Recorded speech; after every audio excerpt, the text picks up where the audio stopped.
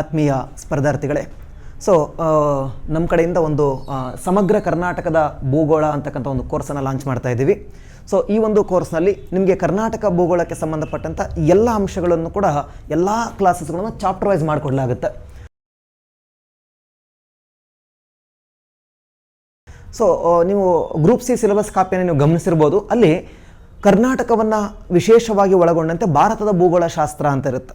ಕರ್ನಾಟಕವನ್ನು ಪ್ರಧಾನವಾಗಿ ಒಳಗೊಂಡಂತೆ ಭಾರತದ ಭೂಗೋಳ ಶಾಸ್ತ್ರ ಅಂತ ಇರುತ್ತೆ. ಅಂದರೆ ಇಂಡಿಯನ್ ಜಿಯೋಗ್ರಫಿಲಿ ಕ್ವಶನ್ಸ್ ಬರ್ತವೆ, ಬಟ್ ಕರ್ನಾಟಕವನ್ನು ಪ್ರಧಾನವಾಗಿ ಒಳಗೊಂಡಂತೆ ಅಂತ ಒಂದು ಪದ ಇರುತ್ತೆ.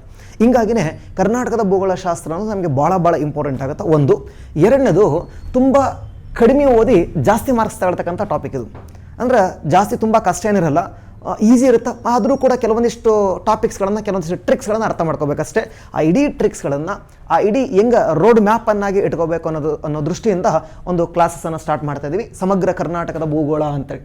ಸೊ ಈ ಒಂದು ಕ್ಲಾಸಲ್ಲಿ ನೀವೇನೇನು ಕಲ್ತ್ಕೊಳ್ತೀರ ಅಂತಂದರೆ, ಕರ್ನಾಟಕದ ಆರಂಭದ ಪರಿಚಯ, ಕರ್ನಾಟಕದ ಪರಿಚಯ ಆದ ಮೇಲೆ ಕರ್ನಾಟಕ ರಾಜ್ಯ ಹೆಂಗೆ ರಚನೆ ಆಯಿತು, ಕರ್ನಾಟಕದ ಏಕೀಕರಣದ ಅಂಶಗಳು, ಅಂದ್ರೆ ಎಲ್ಲಿ ಹರಿದು ಹಂಚಿ ಹೋದ ಕರ್ನಾಟಕ ಹೆಂಗೆ ರಚನೆ ಆಯಿತು, ಆ ರಚನೆ ಆದಮೇಲೆ ಕರ್ನಾಟಕದ ಭೌಗೋಳಿಕ ಲಕ್ಷಣಗಳು, geographical features and relief features of Karnataka. ಇದಾದ ನಂತರ ಕರ್ನಾಟಕದ ನದಿ ವ್ಯವಸ್ಥೆ, ಕರ್ನಾಟಕದ ನದಿ ವ್ಯವಸ್ಥೆ, ಯಾವ ನದಿಗಳು ಹೆಂಗೆ ಆರಿಜಿನ್ ಆಗ್ತವೆ, ಕರ್ನಾಟಕದ 7 ನದಿ ವ್ಯವಸ್ಥೆಗಳು ಮತ್ತು ಅದರ ಟ್ರಿಬ್ಯೂಟ್ರೀಸ್ಗಳು. ಸೊ ಆ ನಂತರ ಕರ್ನಾಟಕದ ನೀರಾವರಿ ವ್ಯವಸ್ಥೆ, ಕರ್ನಾಟಕದ 4 ನಿಗಮ ಮಂಡಳಿಗಳ ಮೂಲಕ ಯಾವ್ಯಾವ ನೀರಾವರಿ ಯೋಜನೆಗಳನ್ನು ಕೈಗೊಂಡಿದ್ದೀವಿ. ಸೊ ಇದಾದ ಮೇಲೆ ಕರ್ನಾಟಕದ ಖನಿಜ ಸಂಪನ್ಮೂಲಗಳು, ಮಿನರಲ್ ರಿಸೋರ್ಸಸ್ ಆಫ್ ಕರ್ನಾಟಕ. ಇದಾದ ಮೇಲೆ ಕರ್ನಾಟಕದ ಕೈಗಾರಿಕೆಗಳು, ಕರ್ನಾಟಕದ ಸಾರಿಗೆ ಮತ್ತು ಸಂಪರ್ಕ ವ್ಯವಸ್ಥೆ. ಸೊ ಇದಾದ ನಂತರ ಕರ್ನಾಟಕದಲ್ಲಿ ಕಂಡು ಬರ್ತಕ್ಕಂಥ ಬುಡಕಟ್ಟು ಜನಾಂಗಗಳು ಯಾವ್ಯಾವಿದಾವ. ಸೊ ಇಷ್ಟು ಅಂಶಗಳನ್ನು ಒಳಗೊಂಡಂತೆ ಇದರ ಜೊತೆಗೆ ಕರ್ನಾಟಕಕ್ಕೆ ಸಂಬಂಧಪಟ್ಟಂಥ ಭೂಗೋಳ, ಕರ್ನಾಟಕದ ಮಣ್ಣುಗಳಾಗಿರ್ಬೋದು, ಕರ್ನಾಟಕದ ವನ್ಯಜೀವಿ ಸಂಪತ್ತು ಆಗಿರ್ಬೋದು, ಕರ್ನಾಟಕದ ಅರಣ್ಯ ಸಂಪತ್ತು ಆಗಿರ್ಬೋದು, ಈ ಎಲ್ಲ ಅಂಶಗಳು, ಕರ್ನಾಟಕದ ವಾಯುಗುಣ ಆಗಿರ್ಬೋದು, ಈ ಎಲ್ಲ ಅಂಶಗಳನ್ನು ಒಳಗೊಂಡಂತೆ ಸಮಗ್ರ ಕರ್ನಾಟಕದ ಒಂದು ಭೂಗೋಳ ಶಾಸ್ತ್ರವನ್ನು ಸೊ ಈ ಒಂದು ಕೋರ್ಸಲ್ಲಿ ಲಾಂಚ್ ಮಾಡ್ತಾ ಇದ್ದೀವಿ. Just only 199 ರುಪೀಸ್ಗೆ.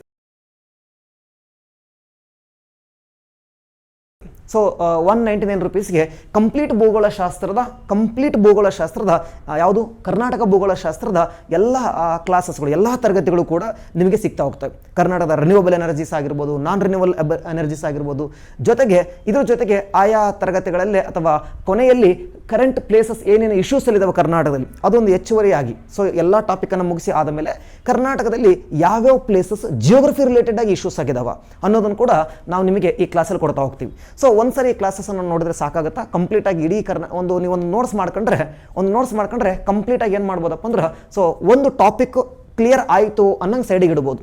ಅಂದ್ರೆ ನಾನು ಇಲ್ಲಿ ಯಾವುದೇ ರೀತಿಯ ಪೊಲೀಸ್ ಕಾನ್ಸ್ಟೇಬಲ್ ಉದ್ದೇಶ ಅಥವಾ ಇಂಥದೇ ಒಂದು ಯಾವುದೋ ಎಕ್ಸಾಮ್ ಉದ್ದೇಶಕ್ಕಾಗಿ ಮಾಡ್ತಾ ಇಲ್ಲ. ಸೊ ನೀವು ಪೊಲೀಸ್ ಕಾನ್ಸ್ಟೇಬಲಿಂದ ಹಿಡಿದು ಅಪ್ ಟು KS ವರೆಗೆ ಎಲ್ಲ ಕರ್ನಾಟಕದ ಜಿಯೋಗ್ರಫಿ ಏನೈತೆ ಎಲ್ಲ ಪಾಠ ಮಾಡ್ತಾ ಹೋಗ್ತೀವಿ. ಸೊ ಪಾಠ ಮಾಡ್ಬೇಕಾದ್ರೆ ಹೇಳ್ತೀನಿ, ಯಾವುದನ್ನು PC ಗೆ ಓದಬಾರ್ದು, ಯಾವುದನ್ನು ಪೊಲೀಸ್ ಕಾನ್ಸ್ಟೇಬಲ್ಗೆ ಓದಬಾರ್ದು. ಇನ್ನು ಗ್ರೂಪ್ ಡಿಗ್ರಿ ಲೆವೆಲ್ ಎಕ್ಸಾಮ್ಸ್ ಏನಿರ್ತಾವಲ್ಲ ಅದು ಎಲ್ಲರೂ ಓದಲೇಬೇಕು. ಕೆಲವೊಂದು ಎಕ್ಸಾಮ್ಸ್ಗೆ ಕೆಲವೊಂದನ್ನು ಓದೋ ಅವಶ್ಯಕತೆ ಇರಲ್ಲ.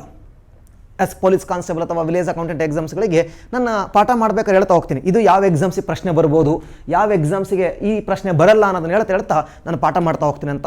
ಸೊ ಈ ಸಮಗ್ರ ಕರ್ನಾಟಕದ ಭೂಗೋಳ ಶಾಸ್ತ್ರ ನಿಮಗೆ ಅವಶ್ಯಕತೆ ಇದ್ದಲ್ಲಿ, ಸೊ ನಿಮಗೆ ವಿದ್ಯಾಪೀಠ ಸ್ಟಡಿ ಆ್ಯಪ್ಗೆ ಹೋಗಿ, ವಿದ್ಯಾಪೀಠ ಸ್ಟಡೀಸ್ ಅಂತ ಒಂದು ಆ್ಯಪ್ ಇದೆ, ನಿಮ್ಮ ಪ್ಲೇಸ್ಟೋರಲ್ಲಿ ಹೋಗಿ ವಿದ್ಯಾಪೀಠ ಸ್ಟಡೀಸ್ ಆ್ಯಪನ್ನು ಡೌನ್ಲೋಡ್ ಮಾಡ್ಕೊಂಡ್ರೆ, ಅಲ್ಲಿ ಡೌನ್ಲೋಡ್ ಮಾಡಿ ಲಾಗಿನ್ ಆದರೆ ಕೋರ್ಸಸ್ಗಳು ಓಪನ್ ಆಗ್ತವೆ. ಸ್ಟೇಟ್ ಗೌರ್ಮೆಂಟ್ ಕೋರ್ಸಸ್ ಅಂತ ಸಿಗ್ತವೆ. ಅಲ್ಲಿ ಓಪನ್ ಮಾಡಿದರೆ ನಿಮಗೆ ಸೊ ಸಮಗ್ರ ಕರ್ನಾಟಕದ ಭೂಗೋಳ, ಇಲ್ಲೇನೋ ಈ ಪೇಜ್ ಕಾಣಿಸ್ತಾ ಇದಲ್ವ, ಇದೇ ಪೇಜ್ ಓಪನ್ ಆಗ್ತೈತಿ. ಅಲ್ಲಿ ನೀವು 199 ರುಪೀಸ್ ಪೇ ಮಾಡೋದ್ರ ಮೂಲಕ ಈ ಕೋರ್ಸನ್ನು ನೀವು ತಗೋಬೋದು. ಸುಮಾರು ಒಂದು 2 ತಿಂಗಳು ಇರುತ್ತಾ. ಆ 2 ತಿಂಗಳೊಳಗಡೆ ನೀವು ಯಾವ ಟೈಮಲ್ಲಿ ಫ್ರೀ ಆಗಿರ್ತೀರೋ, ಸೊ ನೀವು ಫ್ರೀ ಇದ್ದಂಥ ಟೈಮಲ್ಲಿ ನೀವೇನು ಮಾಡ್ಬೋದು, ಈ ಕ್ಲಾಸಸ್ಸನ್ನು ನೀವು ಎಷ್ಟು ಸಾರಿ ಬೇಕಾದ್ರೂ ನೋಡ್ಬೋದು. 2 ತಿಂಗಳೊಳಗಡೆ ನೀವು ಎಷ್ಟು ಸಾರಿ ಬೇಕಾದ್ರೂ ಏನು ಮಾಡ್ಬೋದು, ಈ ಕ್ಲಾಸಸ್ಸನ್ನು ನೋಡ್ಬೋದು. ಒಂದ್ಸರಿ ಕ್ಲಾಸಸ್ಸನ್ನು ನೋಡ್ಕೊಂಡು ನೋಟ್ಸ್ ಮಾಡ್ಕೊಂಡ್ಬಿಟ್ರೆ ಬಹುತೇಕ ಮ್ಯಾಕ್ಸಿಮಮ್ ಸಾಕಾಗೋಗ್ಬಿಡುತ್ತೆ. ಅಲ್ಲಿಗೆ ನೀವು ನನ್ನ ಮೈಂಡಿಂದ ಒಂದು ಸಬ್ಜೆಕ್ಟ್ ಕ್ಲಿಯರ್ ಆಯಿತು ಅಂತೇಳಿ ಒಂದು ಫುಲ್ ಸ್ಟಾಪನ್ನು ಇಡ್ಬೋದು. ಅಂದರೆ ಅಷ್ಟು ಚೆನ್ನಾಗಿ ನೀವು ಓದ್ಕೋಬೋದು ಅಂತೇಳಿ ನಾನು ಭರವಸೆ ಕೊಡ್ತಾ ಹೋಗ್ತೀನಿ. ಸೊ ಥ್ಯಾಂಕ್ ಯು, ಧನ್ಯವಾದಗಳು.